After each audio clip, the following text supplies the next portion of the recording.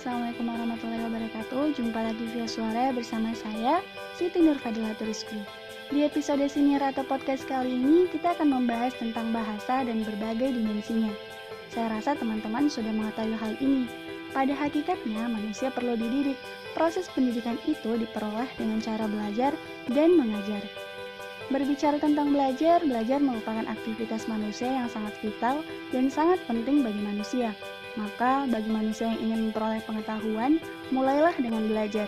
Entah itu belajar melalui pendidikan formal ataupun non-formal. Pembahasan pertama yakni, apa pengertian belajar? Nah, menurut Winkel, belajar adalah sebuah aktivitas mental atau psikis yang berlangsung dalam interaksi aktif dalam lingkungan, yang menghasilkan perubahan-perubahan dalam pengelolaan pemahaman. Sedangkan menurut Muhammad Surya, belajar adalah suatu proses usaha yang dilakukan individu untuk memperoleh suatu perubahan tingkah laku yang baru keseluruhan, sebagai hasil pengalaman individu itu sendiri dalam interaksinya dengan lingkungan. Nah, dari pengertian belajar di atas, maka dapat disimpulkan bahwa semua aktivitas mental atau psikis yang dilakukan oleh seseorang sehingga menimbulkan perubahan tingkah laku yang berbeda antara sesudah belajar dan sebelum belajar. Nah, sampai sini, apakah teman-teman sudah paham? Baiklah, mari kita lanjut pada pembahasan kedua, yakni tujuan belajar. Di antara beberapa tujuan belajar, Sadirman mengemukakan ada 3 tujuan, yakni yang pertama, untuk mendapatkan pengetahuan, yang kedua, penanaman konsep dan keterampilan, dan yang ketiga, pembentukan sikap. Dalam menumbuhkan sikap mental, perilaku, dan pribadi anak didik, guru harus lebih bijak dan hati-hati dalam pendekatannya. Untuk ini dibutuhkan kecakapan dalam mengarahkan motivasi dan berpikir dengan tidak lupa menggunakan pribadi guru itu sendiri sebagai contoh. Sampai sini, apakah teman-teman sudah paham? Baiklah, kita beranjak pada pembahasan ketiga, yaitu teori belajar menurut pandangan aliran psikologi. Wah, menarik bukan? Harap simak dengan baik ya. Ada 3 kategori utama atau kerangka filosofis mengenai teori-teori belajar, yaitu teori belajar behaviorisme, teori belajar kognitivisme, dan teori belajar konstruktivisme. Teori belajar behaviorisme hanya berfokus pada aspek objektif yang diamati dalam pembelajaran, sedangkan teori kognitif melihat melampaui perilaku untuk menjelaskan pembelajaran berbasis otak. Dan pandangan konstruktivisme belajar sebagai sebuah proses di mana pelajar aktif membangun ide-ide baru atau konsep. Nah, teman-teman, teori behavioristik dengan model hubungan stimulus-responnya mendudukan orang-orang yang belajar sebagai individu yang pasif.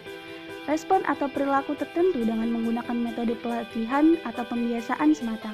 Munculnya perilaku akan semakin kuat bila diberikan penguatan dan akan menghilang bila dikenai hukuman. Yang kedua, teori belajar kognitivisme. Teori belajar kognitif mulai berkembang pada abad terakhir sebagai protes terhadap teori perilaku yang telah berkembang sebelumnya. Model ini menekankan pada bagaimana informasi diproses. Sedangkan teori belajar konstruktivisme, konstruksif berarti bersifat membangun, dan konteks filsafat pendidikan dapat diartikan konstruktivisme adalah suatu upaya membangun tata susunan hidup yang berbudaya modern. Dengan teori konstruktivisme, siswa dapat berpikir untuk menyelesaikan masalah, mencari ide, dan membuat keputusan. Siswa akan lebih paham karena mereka terlibat langsung dalam membina pengetahuan baru. Mereka akan lebih paham dan mampu mengaplikasikannya dalam semua situasi. Selanjutnya kita bahas tentang prinsip-prinsip belajar. Apa sajakah itu? Nah, dalam penjabaran yang dikemukakan, Dimyati dan Mujiono pada tahun 2002, prinsip-prinsip itu berkaitan dengan perhatian dan motivasi, keaktifan, keterlibatan, dan pengulangan. Juga tantangan, balikan atau penguatan, serta perbedaan individual. Nah, pembahasan selanjutnya adalah faktor psikologi dalam belajar. Faktor-faktor psikologis adalah keadaan psikologis seseorang yang dapat mempengaruhi proses belajar. Beberapa faktor psikologis yang utama memengaruhi proses belajar adalah kecerdasan siswa, motivasi, minat, sikap, dan bakat. Adapun pembahasan terakhir kita adalah apa sajakah upaya yang perlu dilakukan sebelum belajar. Nah, dalam belajar ada yang harus dipersiapkan agar proses belajar menjadi lebih nyaman. Dalam mempersiapkan diri untuk belajar, hal yang paling utama yaitu berdoa. Tujuannya adalah agar materi yang kita pelajari nanti dapat dengan mudah masuk ke dalam otak. Nah, teman-teman, selain itu, upayakan agar posisi belajar lebih nyaman. Baiklah, saya rasa ini sudah cukup membantu untuk menjawab pertanyaan seputar belajar dan segala dimensinya. Cukup sekian dan wassalamualaikum warahmatullahi wabarakatuh. Sampai jumpa di podcast selanjutnya.